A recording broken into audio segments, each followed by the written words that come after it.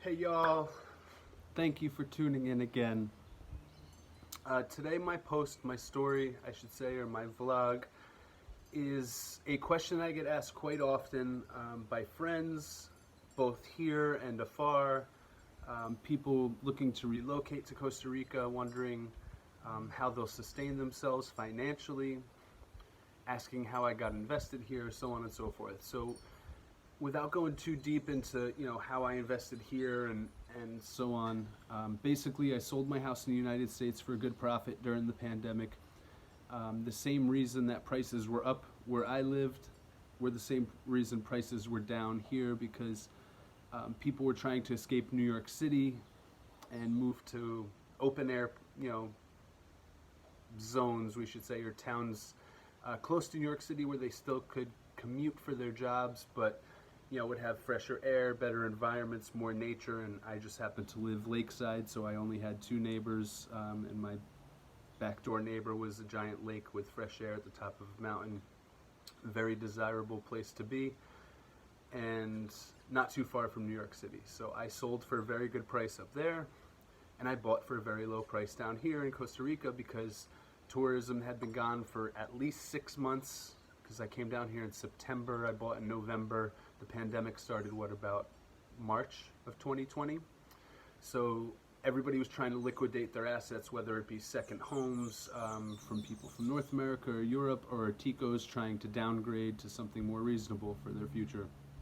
So I benefited from the market being high in the United States and the tri-state area, and the market being very low in Costa Rica, and that gave me some wiggle room to live off for a few years off of capital gains, which was really nice. But since then, I've had to start figuring out ways to generate money because my business wasn't open yet here, still is in a slow opening, so I'm not fully going with the restaurant, and the cabins aren't fully renovated, so I'm not generating a ton of money from them, but I still have means of generating income. And I'm going to explain a few of those to you for anybody interested in relocating to Costa Rica, but also anybody that's looking to do remote work or gain some financial independence without having to be tied down to a brick and mortar or a physical location job. So there is a bit of remote work here for other brands, but more specifically, most of the things I do have always been independent. So they're my own businesses or me as an independent contractor doing things. And also a side aspect, which is digital work now, which is a very different aspect because it's almost employing, it's like being in the stock market years ago, but it's a little more interactive as far as direct input rather than just investing money and letting a group of other people do something with that money. You can be very, very interactive with how you're doing this. So it's a little bit of work that leads to long-term revenue generating. So there's a million different YouTube videos out there about these types of things. I'm just going to speak about the ones that I know through my own experience, the things that I have in employment right now in my life. So without further ado, this is how to generate revenue while you're living remotely, or also getting a start in a new country where you cannot legally work yet with your visa. But as an investor, my businesses can make money here in Costa Rica, and that's a video for another time. I've actually done parts of these videos in the past, and I'll continue to speak on this in the future because it's something that, as this year goes on, we're in, 2024 now, I'm unfolding the opening of my cafe and also the Airbnb rentals for my cabins that are finishing renovations right now. And I'm also probably going to renovate this pool a little bit and open that up to the public on weekends as well. So there's a few aspects of my business that are unrolling or unfolding, we should say, this year, along with the vivero, which is like a fruit tree nursery, and the fruits that I currently sell as well. So without further ado, I think I've said that already, but here are some of the ways that I generate money over the past few years, and in the future how I will be generating money as well. So something I got into years ago, unfortunately not right at 2013 when the market was super booming and you could buy a Bitcoin for like 20 bucks or whatever it was, but I had my business still in operation back then, so my money was being invested into my business and things to do with that. But thankfully, as my business was closing a few years later, I was investing some money into crypto that I kind of forgot about. It's like stock market thing, you just leave it and let it build. And then recently in the past year, I've opened up my accounts again and realized that I still had money in my wallets there and that it was generating profits based on the scaling up of the crypto market, which was kind of cool. So I highly recommend getting into cryptocurrency. Whatever you believe, it is the future of how we are going to be doing business, receiving pay, paying others, and everything's going to be digitized. Not only is it a system that, criminals use to evade paying taxes and having legal boundaries as far as nations go, but it's super easy and it's universal. It's not like you have to come to Costa Rica and trade crypto for colones or exchange dollars for euros or whatever it may be in whatever country you go. Crypto is crypto wherever you go on the planet, and it's consistent, and there's no conversion rate. You can just cash out in different ways, and it's more legitimized now. It's regulated. You can thank the Winklevoss brothers, twins, whatever they are, for doing that, because they wanted to make it a legit industry that they can invest in long term. So it's very secure and it's constantly growing. So if you had any trepidation about getting into crypto in previous years, I think you can waive those fears now, because it is a legitimate business. Obviously, it's being accepted everywhere. The big banks are getting involved in it, and it's the future. So if you have not yet gotten involved in crypto, I highly recommend putting some money into it. Whether it's $100 a month or you win the lottery and you could put 50 grand, 100 grand into it, it's going to reap dividends for you. It's just kind of like the stock market. It's going to have its fluxes, but ultimately it's on the growth constantly, and it's going to grow forever throughout the rest of history, kind of like the value of gold always has been a consistent growing asset. So I highly recommend that. There's something that you can utilize this year and for coming years, which is really cool. With the advent of AI, you can actually employ specific AI apps to do trading for you. And it's the same thing that you would tell a stock advisor, like, I want high risk, or I want low risk or medium risk. And that's going to depend on how, volatile markets are, but also how aggressive your trader is, and also what dividends you're going to reap. If you're in high risk stuff, you could lose a lot, but you're also going to gain a lot. If you're in lower risk asset management, you might not make a lot of money, but it's also not going to lose you a significant amount of money. It's going to be more consistent in the future. So you can do that as well with AI, and there are many apps. I'm not going to list specific apps, but there is one, I believe it's Algos One is a very good one. It's legitimate, and it's tied to some of the big guys in the crypto world. But that's an AI trading app, and you can kind of come up with a strategy, but it's also going to trade based on what's most profitable, because obviously AI is an advanced consciousness compared to most humans, and it's super analytical. It has its kind of fingers all over the world and the internet all at once in the quantum realm. So it can perceive a lot more than a human trader can perceive, and it's something I highly recommend if you have the capital to get into not only crypto, but also some AI trading. It's going to benefit you significantly. Speaking of capital, if you have some capital, the real place to be in the crypto world right now is crypto mining, or Bitcoin mining, as they say. But it takes a lot of technology, it takes an investment, but after that investment, it's like, starting a business.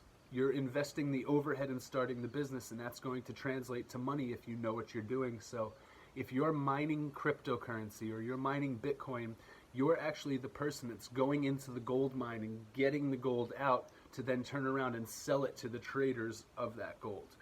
It's a legitimate industry. It takes a little bit of technological savvy to get there, but here's the cool thing. Anything can be outsourced nowadays.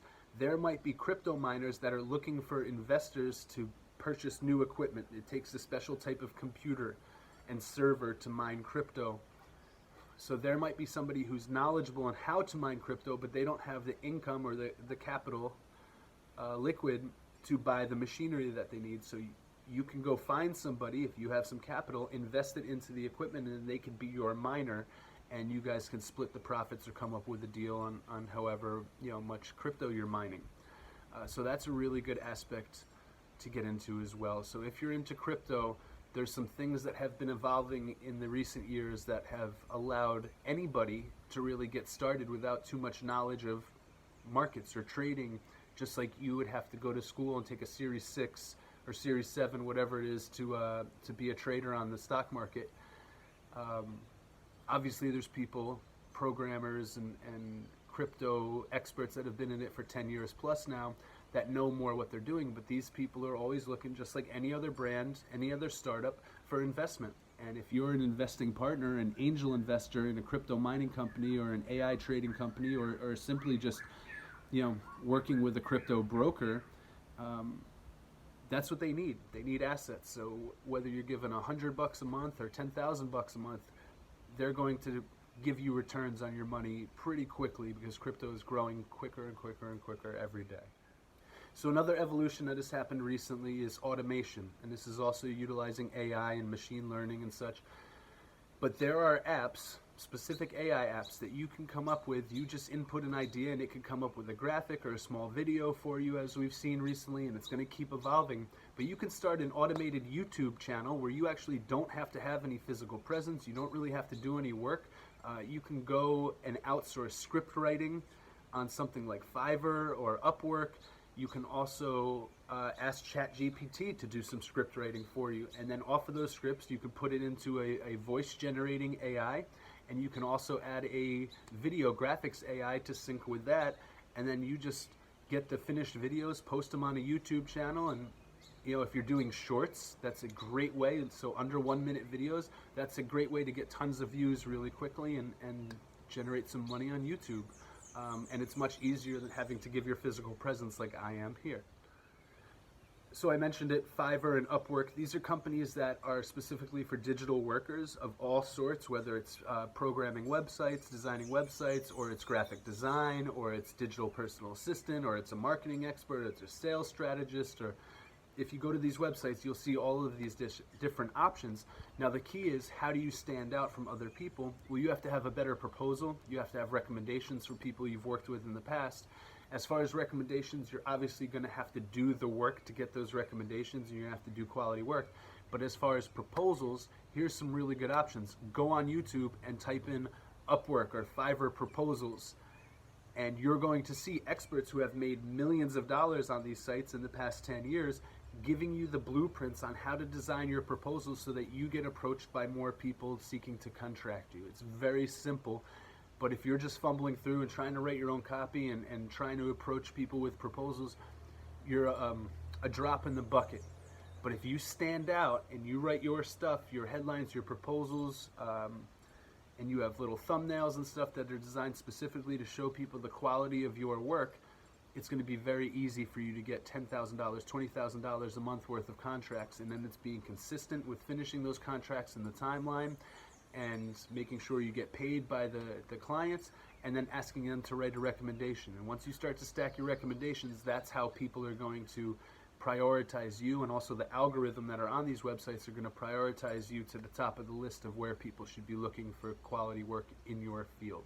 So I highly recommend that. Look up proposals on YouTube that other people have created, and then adapt that for your own business. So me personally, one of my big revenue generators now that I've connected with Starlink Internet, thank you, finally, after 3 years with no high-speed internet at my house here, I have finally connected to super high-speed, high-quality, consistent internet through Starlink, which I highly recommend you guys get, but that's not the subject of this here. We're not trying to send money out, we're trying to get money in. So the way that I generate the most revenue every month right now, consistently from one specific area, is ESL, English as a Second Language. A friend of mine owns a company in the United States. She's from Ecuador, and she's got clients from all over Central and South America, actually from all over the world. There's, we have students in class from Dubai and many different places now. So if you have a grasp of more than one language, if you're a polyglot, you can make a ton of money online. I know specifically there's an app called VIP Kids Teach which you can download today. It's very easy to apply. They go through, kind of like a background check, I guess, and then ask you to do a sample class. And as long as you have like a little classroom type setup, you have a map in the back and something like, educational, you'll get approved. And it doesn't matter if you're covered in tattoos. I was approved, but before I had the internet, and I'm probably going to get back into it now, again, that my schedule is consistent. But I think the starting pay there is somewhere around $20 or $25 an hour, which in Costa Rica is great money. In the United States, it might not be great, but if you do it for a few extra hours every day after work, you got some extra income, and it's an easy job. They literally send you all the lesson plans, which my friend, my boss, does as well. And I just have to kind of follow the guidelines and interact with the students and correct them where they need correction. And I have a grasp of English, thankfully. I grew up in an English language speaking country. I also speak Spanish fluently now, so I can help the Hispanic students translate. If they're having trouble saying something in English, they could say it to me in Spanish, and I could translate and then kind of apply the lesson to them in a way that they'll understand it. So ESL classes is a fantastic way to get started. If you don't have a great friend like I have in Teacher Valeria, go on one of these websites. Kids Teach, that's the app, or VIP Kids Teach, and there's over 1 billion citizens in China that want to learn the U.S. Linguistic currency, the English language, because it's going to help them in the future.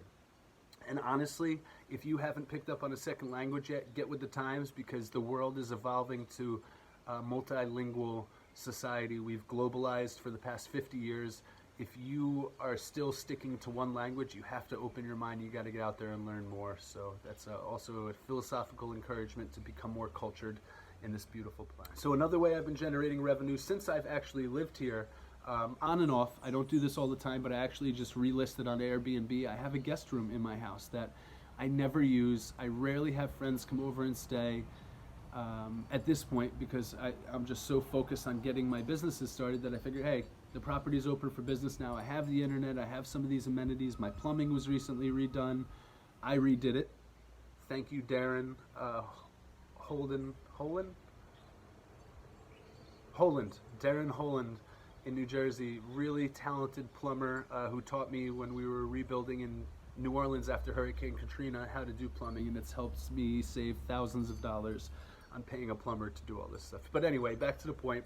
My house is finally ready that I can rent out and be proud of this space that I'm in. So I've recently listed just a room on my house, in my house, on Airbnb. So that's an easy way to make money. As soon as my cabins are finished in renovation, I have 2 cabins. One is 2 bedroom, 1 bathroom. The other is 1 bedroom, 1 bathroom.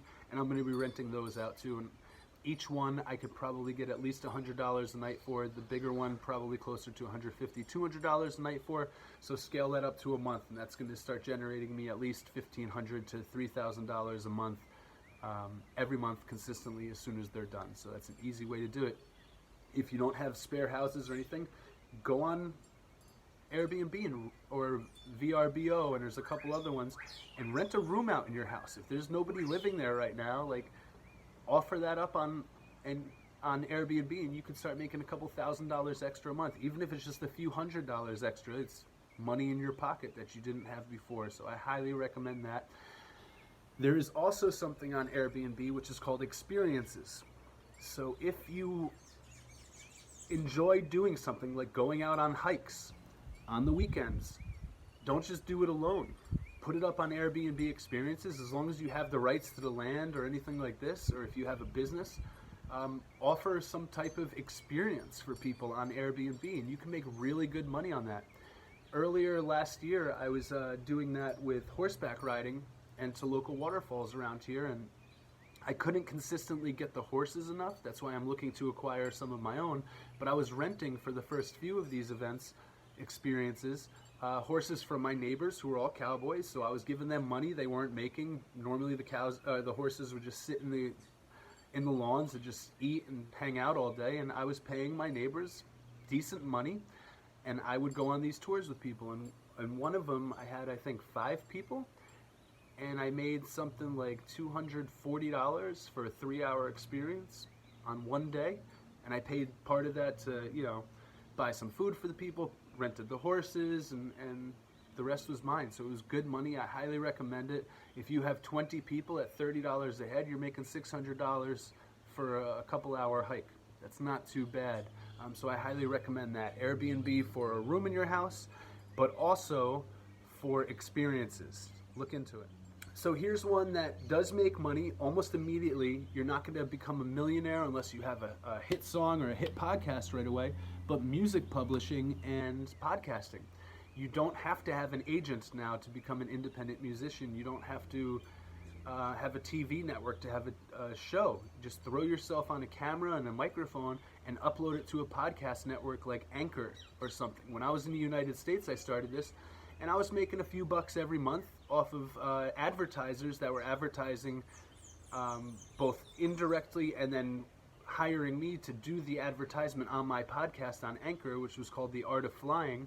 Since moving here, I cannot monetize it anymore, but I still have my podcast out there because it was good quality content and I wanted to share that with people. But I was making, oh man, I don't know, just a few dollars, $5, $10 a month, just off of the 10 episodes I had. And if I continued and I was at 100 episodes, I'd probably be making a few $100s a month back in New Jersey with my podcast. And also music publishing. I've got, I don't know, maybe 20 or so, 25 songs published out there right now, and every month I get a report from TuneCore, which is my publisher, and they send me a little bit of money. And it's not millions of dollars like Russ or Drake, but I'm making money off my music, and I'm not really trying too hard to put it out there. I put out a song every once in a while, maybe once every 3 months. I just put out a song or a motivational speech that I've come up with, and I just put it over some music that some of my friends and I make, and I'm making some money off of that. So if you take that serious and you're putting out a song a day and you're accompanying music videos and you got them up on your YouTube, you can make tens of thousands of dollars a month easily. Definitely hundreds of dollars, definitely thousands of dollars. If you have some talent, it might make you $10,000 to $100,000 a month every month consistently, and that's independent. You're not paying off a label, you're not paying for concerts, you're not paying for studio time, you just do it all yourself, and that's another way you can make really good money quite easily. So this is one I actually found when I was in the United States. It seemed super clever and was a way that I was making some money with a friend who had a kind of like a consignment store, reseller store type thing. So what I would do is liquidate my own basement and things that I wasn't using, and I would sell them. You could sell them on eBay or Amazon. These stores are very easy to start, and you sell them on those websites, and you just got to get connected to the UPS or the post office and just start shipping stuff. And you charge shipping, so it's not like you're paying out of pocket for anything. Or you can open up a little store and do consignments and things like that. But for me, I like doing everything digitally. And I've recently, since then, found an even better way. So during the pandemic, everybody was liquidating their houses, getting rid of everything, and they were putting it out on the road to get thrown away in the garbage.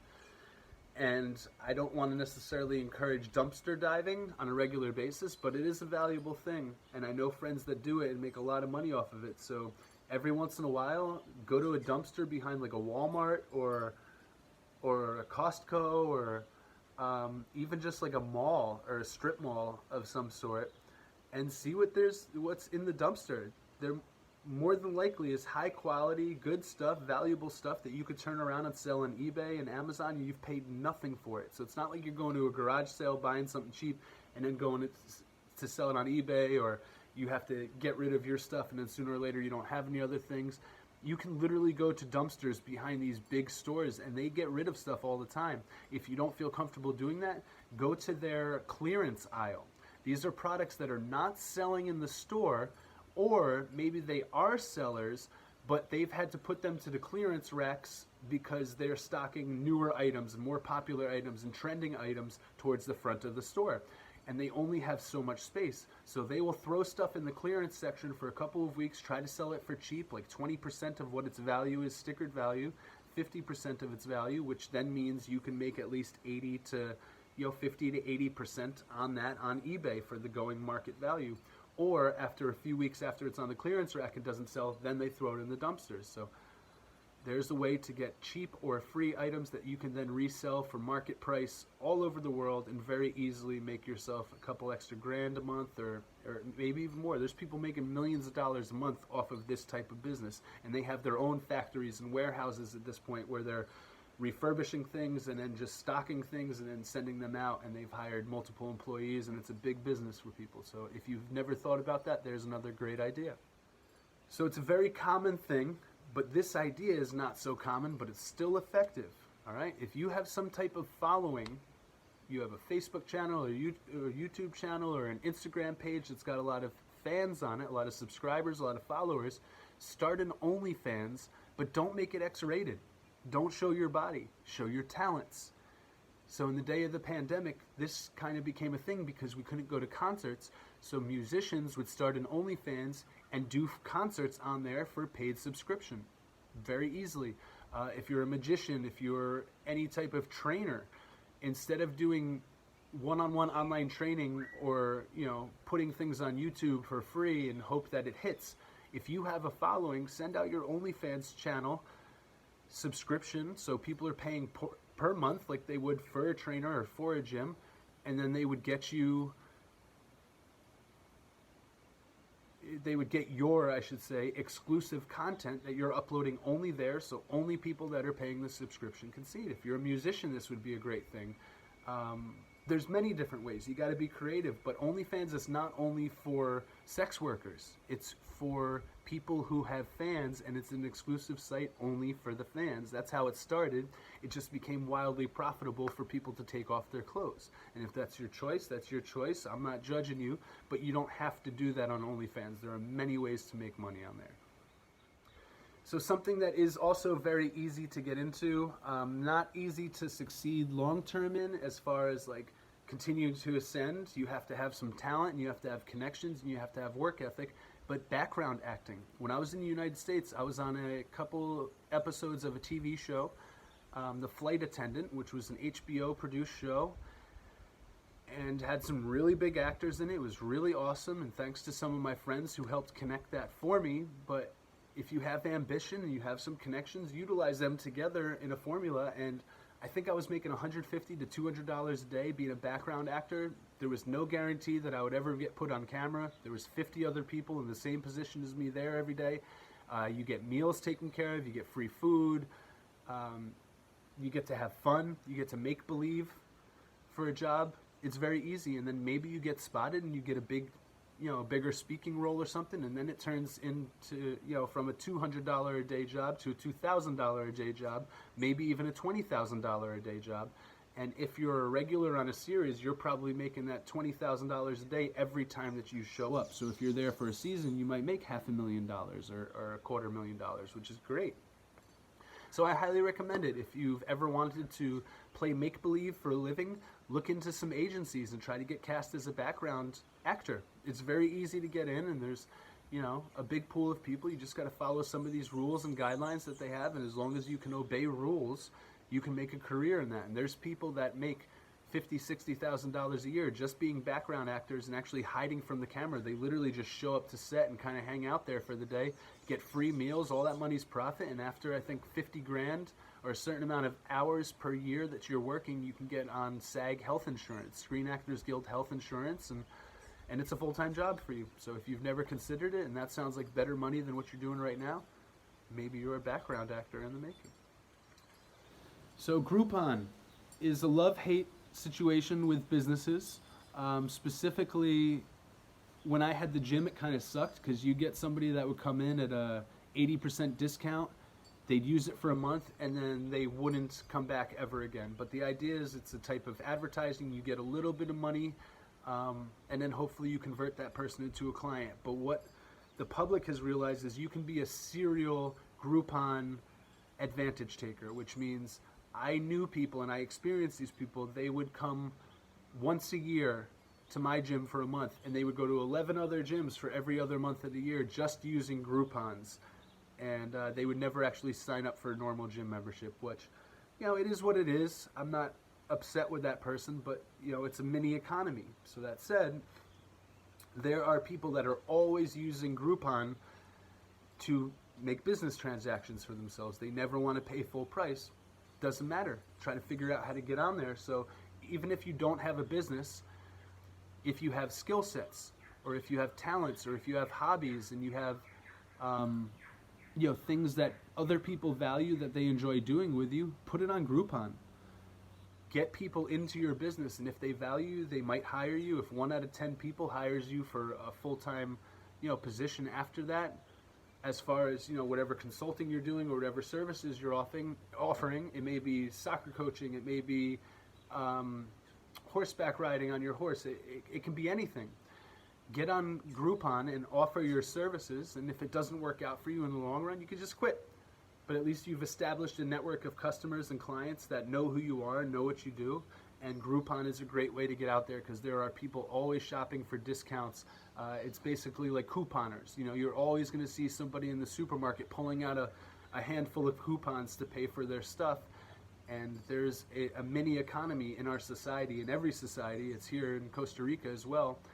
So I highly recommend it. If you have some stuff that you offer to the world and you don't know how to get it out there, Groupon is your way. So that said, this transitions into the next one.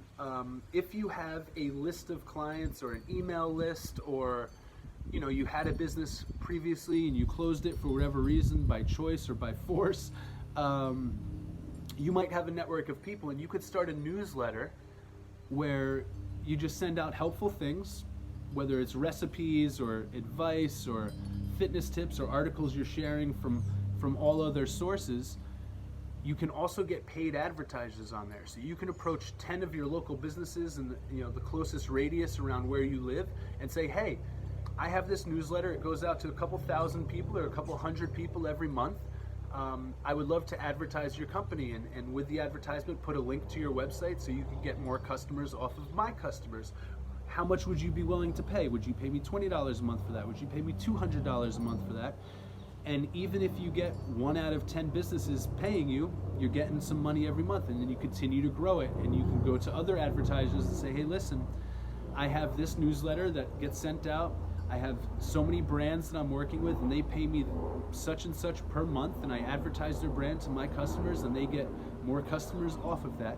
And you can actually build this over a year or two, and you can have 20 different sponsors that are paying you, let's say, $100 a month. So there's an extra $2,000 a month just off sending your newsletter out, not even selling any services, just kind of promoting good businesses. And this is how magazines work. This is how magazines and newspapers even fund themselves and make extra revenue. So you could have a mini magazine or a mini newspaper just as a newsletter that's sent out on email once a week or once a month.